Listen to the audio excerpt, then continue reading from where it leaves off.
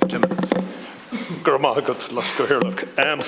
Following on from my colleague, Senator Mullen, I got to talk about the democratic process.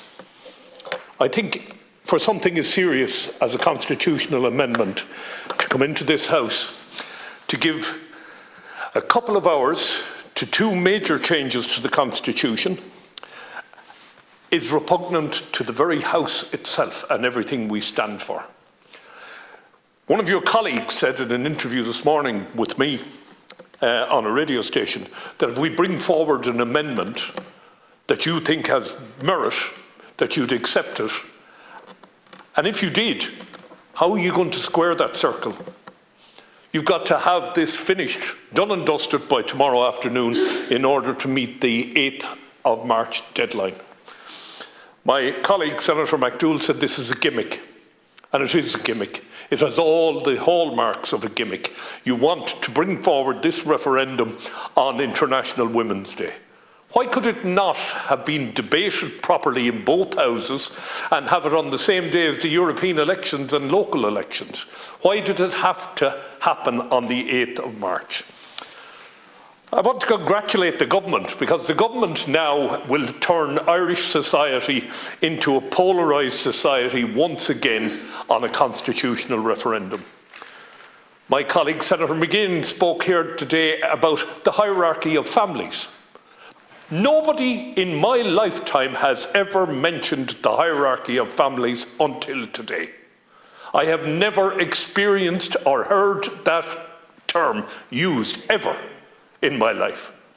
Any family I have ever encountered in my life, whether they're single parent, cohabiting couples, gay couples or anything else, for me they constituted a family. And I now find myself that we're in a situation here where we're entering into a constitutional amendment, and the first thing out of the blocks was one of your NGOs, the National Women's Council, saying publicly in the Irish Times that this, if a no vote is carried, it gives the state the oppressive role of keeping women from careers or employment. Where is that coming from? Where is that coming from? How can the chair or the chief executive of an NGO come out and say something like this? Show me one instance in this country where a woman was prevented from pursuing her career. I would go back to the marriage ban and all of those things. That all passed. There is nothing. Miss Justice Denham, in her judgment, said that there is nothing in Article 41.2 that assigns women to a domestic role or in any way limits their access to a career. I can see the argument already starting. I can see friends falling out over this. Why in God's name do you have to do this? What you are doing in this referendum is you're making the state indifferent to whether parents are married or not. That's really what you're doing. Whether you like it or not, Minister, you're presiding over the rushing of hugely important legislation through the Houses of Parliament with absolutely no regard to the function of the Houses of Parliament. Absolutely no regard. And it's not like you. So I'd love to know where this is coming from. I am deeply concerned that we are asking, first and foremost, we called a Citizens' Assembly and we had an Equality Committee, and neither of them were listened to. The wording was drafted by God knows who. For what purpose, I don't know.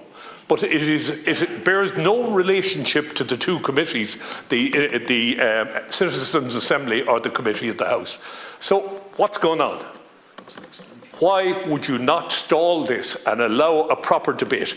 My colleague, Senator Siri Carney, referred to the elasticity of the definition of a family. I actually agree with her. I agree that we should be as elastic as possible to encompass all sorts of families. I also agree with my colleague, Senator McGinn. I don't believe there should be a hierarchy of families. A family is what it says on the tin. Simple as that. The durability issue, we do need a definition. You can hear already senators in this House confused, trying to figure out what is meant by that. So you need to put a meaning on that. You need to, or are you going to do, as Senator Higgins suggested, drive innocent people with limited resources to the courts to get a definition? This is a change to the Constitution. It is unlikely that that change will have to come again for many decades, so it must be right first time. There are a number of amendments that have been placed down. Senator McDougall, for example, offers an amendment to the durable issue, which makes it perfectly clear, in my view. There are other amendments, a number of excellent amendments put down by the Civic Engagement Group. What is the rush? Why are we rushing this forward? I will tell you today, I make a prediction today, referendums frequently turn out not to be about the question, but about the government that's asking the question. And I can tell you already, the level of opposition to what we're trying to do in this constitutional amendment is growing. And what's going to happen is we're going to waste 20 million euros on a referendum that I don't know of anybody asking for. Perhaps you do, I don't, and it's going to fail. And both of them are going to fail. We'll talk about the other one, the carers one, later on. It'll fail because you're not trusted. People are asking, what is the rush? What are you afraid of in the debate? And I have to say, I could not, in my heart, in my conscience, support this in its current form. I cannot support the lack of democratic debate, which is what we're about in this House.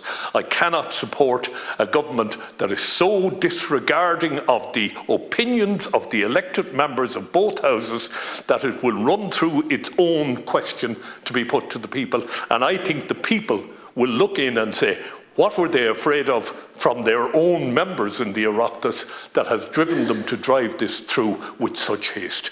So, Minister, I will be against this unless I hear something really earth-shattering over the next day and a half, and I can't see that coming. I'll leave it at that. Thank you.